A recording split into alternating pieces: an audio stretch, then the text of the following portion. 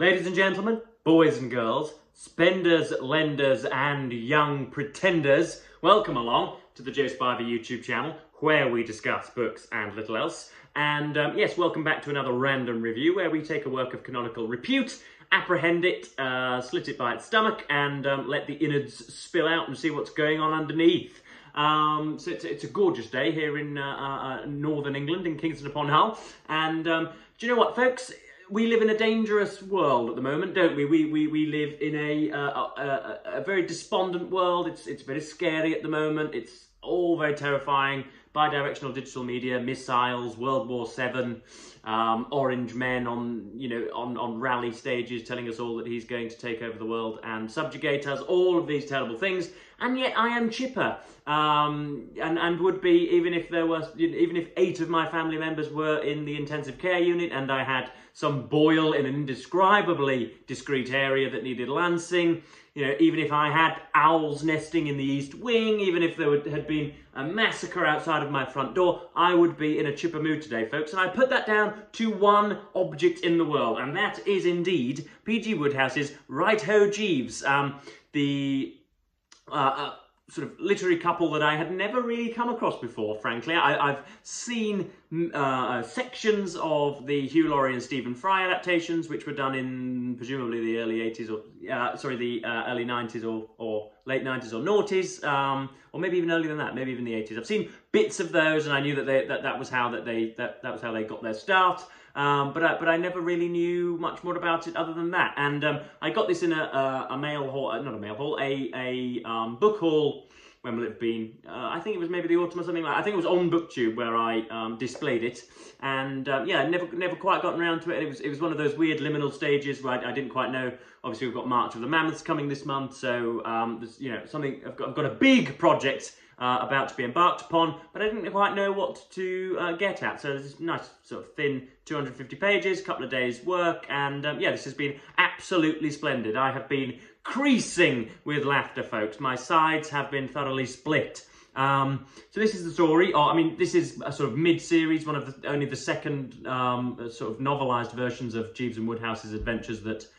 Jeeves and Wooster's adventures that Wodehouse put to paper. But you don't need to be introduced to any of the characters. You don't need a Wikipedia backstory. You don't need any kind of, you don't need any preamble. No information is needed or whatever. He puts you straight in the midst of metropolitan London, and as I say, you don't need any accompaniment. You don't need a textbook. It's so absorbing and lends itself to the suspension of disbelief that you have a whale of a time anyway. So this is, to sketch out the basics, Bertram Wooster is a sort of expectedly foppish and irresponsible wastrel. He's a bon vivant who doesn't want for anything. He's a moneyed soul who clearly has, I assume it's explained in sort of previous iterations of this in the short stories or in the first novel. He has no want of money absolutely at all. He is probably the son of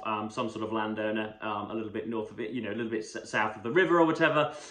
So yes, he wants for nothing. He's got a private sort of valet whose name is Jeeves, who is so first of all, Wooster is very obviously prototypically upper middle class English / aristocratic. And he has the self-assertion which only a public school can really instill in you, and yet he has the sort of the young and foolishness that comes along with being sort of mid-20s and having everything served upon you. So yeah, you have all of that, and then you have a much more reserved, a much shrewder valet who seems to sort of wake him up from a drunken stupor every morning with one of his special restoratives or concoctions, Mr. Jeeves, who is very terse. He's a man of few words. Yes, sir. No, sir. 3 bags full, sir. Quite, sir. Yes, sir. And sort of listens to this idiocy with not really with aplomb, but with just a sort of a guardedness, with a conservatism, with a sort of with his chin bedded into his chest. And in this particular instance, Mr. Wooster has just come back from Cannes with his, I think it's his auntie and his cousin, and Jeeves tells him that it's either an old school friend or a sort of a fellow flaneur from London is coming just to swing by, not because he's coming to see Bertram Wooster, but because he is coming to see Jeeves, whose advice he has consulted as regards romantic and marital matters. Mr. I'm going to forget his name now. Gussie Finknottle is absolutely besotted with a girl called Madeline Bassett, both of whom are known by Wooster and Jeeves. And Wooster is absolutely, first of all, he's absolutely puzzled that Jeeves has been consulted for advice in this matter, and doesn't know where to start, frankly. But the first instance we have, the first bit that I've highlighted, I've got 3 or 4 sections that I want to read out. The first one is Wooster's approximation of Madeline Bassett and how he doesn't think that the match between him and her and Gussie will be a propitious one, and it just rolls on and on and on from there. So this is the first section that I just wanted to highlight. She's describing the girl. You know how it is with some, so it's written from the perspective of Bertie.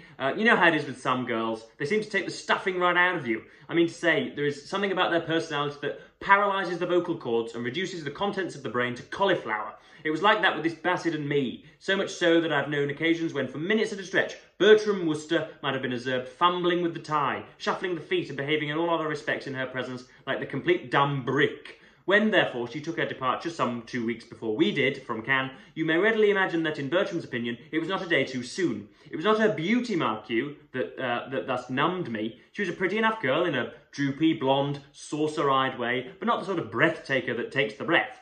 No, what caused this disintegration in a usually fairly fluent prattler with the sex was her whole mental attitude. I don't want to wrong anybody, so I won't go as far as to say that she actually wrote poetry, but her conversation, to my mind, was of a nature calculated to excite the liveliest suspicions. Well, I mean to say, when a girl suddenly asks you out of the blue if you don't sometimes feel that the stars are God's daisy chain, you begin to think a bit.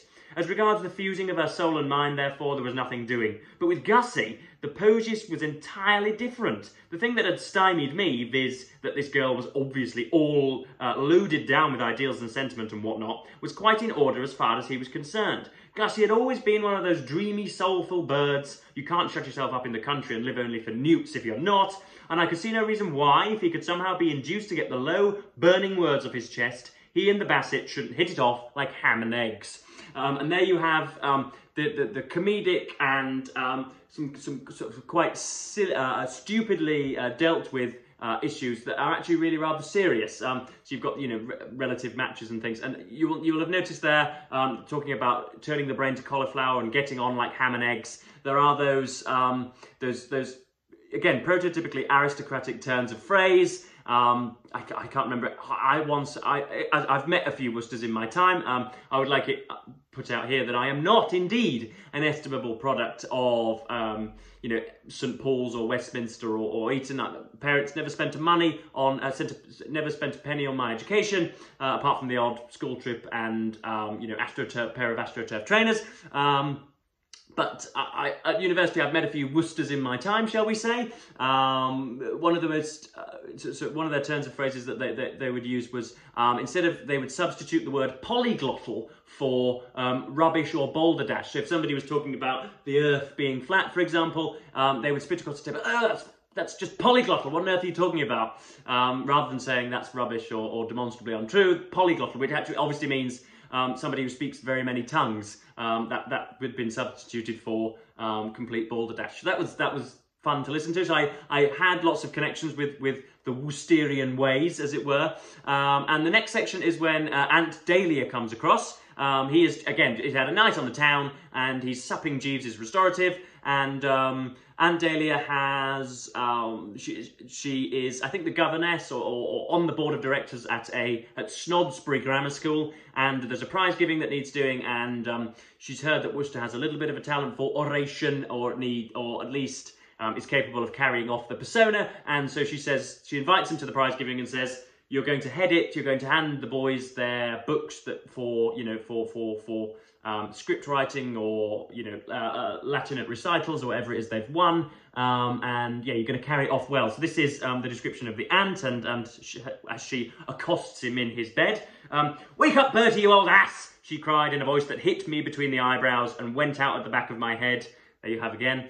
If Aunt Dahlia has a fault, it is that she is apt to address vis-a-vis as if she was somebody half a mile away whom she had observed riding over hounds. A throwback, no doubt, to the time when she counted the day lost that was not spent in chivying some unfortunate fox over the countryside. I gave her another of the austere and censorious, and this time it registered. All the effect it had, however, was to cause her to descend to personalities. "Don't blink at me in that obscene way. I wonder, Bertie," she proceeded, gazing at me as I should imagine Gussie would have gazed at some newt that was not up to sample, "if you have the faintest conception how perfectly loathsome you look. A cross between an orgy scene in the movies and some low form of pond life. I suppose you were out on the tiles last night."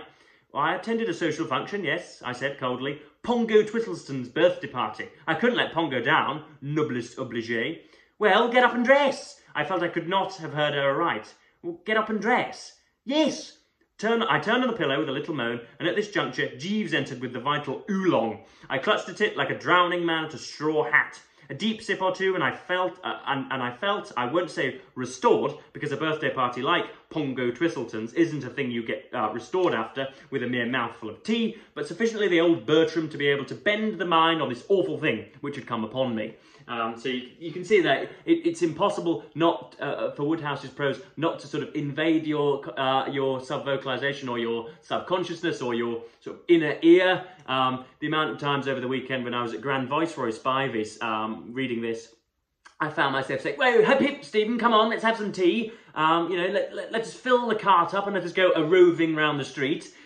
You seem to get very many of Woodhouse's phrases. You tend to mentalise them and sort of use them in your own daily vocabulary, which is the mark of a good writer, a mark of an effective writer who touches you at the base of the spine, I think is the phrase. So yes, most of the rest of the book concerns Bertie trying to make sure that Madeline Bassett and Gussie get on. Gussie is a reserved and retreating misanthrope who I think spends most of his time in Lincolnshire, which is essentially viewable from my window if I were to crane my neck. And he studies newts and is very, very dull as dishwater, as they say. And he essentially what he tries to do to make sure that both the Aunt Dahlia, who wants to make an impression on the uncle who needs money, who Gussie wants to make an impression on Madeline, and on his friend Tuppy, I think his name is, whose marriage or prospective marriage looks to be in a bit of trouble. In order for those three shall achieve their aims and have a marked impression on the person they are arguing with, he demands that everybody forswear food and comestibles. He says that you sit at the table and decline the wonderful Anatole's French cuisine, and so they all do so, and then Mr. Anatole, who is of a sort of a capricious disposition, then essentially resigns his job because he thinks, all is lost and nobody wants to taste my food anymore, and so it all starts to spiral out of control. What's my next section on? The next section is talking about it's talking about setting up this meal and making sure that nobody eats. So what with having, on top of her other troubles, to rein herself back from the trough, Aunt Dahlia was a total loss as far as anything in the shape of brilliant badinage was concerned. The fact that he was 50 quid in the red and expecting civilization to take a toss at any moment had caused Uncle Tom, who always looked a bit like a pterodactyl with a secret sorrow, to take on a deeper melancholy. The Bassett was a silent bread crumbler. Angela might have been hewn from the living rock. Tuppy had the air of a condemned murderer, refusing to make the usual hearty breakfast before tooling off to the execution shed. As for Gussie Finknottle, many an experienced undertaker would have been deceived by his appearance and started embalming him on sight. This was the first glimpse I had had of Gussie since we parted at my flat, and I must say his demeanour disappointed me. I had been expecting something of a great deal more sparkling. So that's another wonderful section that you will be highlighting, and you'll be running out of pencils, folks. Frankly, you'll want to annotate so much. It's, as I'm sure you can tell, there, continually glorious. So next up we have Bertram really is convinced that because Gussie isn't a drinker, he cannot he cannot showcase that, what we all know to be the case, where you relax a little bit, where one or two drink, many alcoholics or at least heavy drinkers would have you believe that you can behave normally after 5 or 6 drinks, or, you know, pints of lager or glasses of wine. You can't really. It's 1 or 2 is about the limit, where you still maintain, you know, sort of general cognition and your cerebral cortex is operating okay, but you have that sort of that flair, that slight abandon, that little bit of numbness, the invigoration that numbness can bring about, and you're not quite as socialized as you might be. Your inhibitions are somewhat stalled or whatever, or at least released. And he becomes very, very convinced that Gussie needs to drink more and more and more. And lo and behold, Gussie does so, and rather than, you know, watering the whiskey down with soda, as is the custom, he essentially just gulps it from the decanter, and then, you know, gulps some gin and orange that Jeeves and Wooster have prepared, and so it all goes, you know, to hell in a handbasket essentially. But it manages not to be farcical as well. I did want to note that just right at the end. It's obviously silly. And obviously, it's Wooster just showing his teeth all of the time and being a complete unapologetic toff. But you never sense for one moment that it's on the stage, or that somebody's going to fall through the platform of the stage, or that, you know, the curtains are suddenly going to set on fire, or you don't. It's believable. It's not absolutely ridiculous. It's enthralling, and has a nice sort of punch at the end. It doesn't just end mid-sentence like most of these silly things do. There's a point to it, and yes, this is. I may well be in the presence of one of my future favourites. I just need to document some more of his virtues. I need to find some more of his work. So I enjoyed Righto Jeeves. So if any of you guys think any of the short stories would be to my liking, or any of the particular novels would be to my liking, then I would, I would be grateful of you commenting as to just, you know, so you can, you know, leave a link or direct me to the ones that I might enjoy. But yes, I am very, very, very impressed with what Mr. Woodhouse is doing. And of course, I know that the comments are going to be littered with my, I want to say synonymity with Wooster, but it's not synonymity. It's just a slight likeness, I suppose. So yeah, I found it frightfully good fun, and as I say, I just keep walking around now calling everything that is untrue polyglottal, and he describes he describes the face as a map most often, a staunch and sorrowful map, and I think he calls a drink a spifter or something like that, which reminds me of Martin Amis and Christopher Hitchens when they used to call one stinky bedroom a sock. So all of those types of things, just clever wordplay that's utterly unnecessary but nonetheless enjoyable. So yes, I'm pretty much going to end this here, folks. It's a stonking day, as Mr. Wooster might say, here in northern Britain. So I'm going to go and just frolic with the fairies, I think, outside. I'm going to have a little, few more sips of water, and cook myself some lunch, and then toddle out to do what I will. So yes, I'm going to thank you ever so much for watching, as ever, BookTube. Please do leave me some comments down below, extolling the virtues of Mr. Woodhouse, and tell me just what it is I need to read next. But yes, I'm going to thank you ever so much for watching, BookTube, and say goodbye.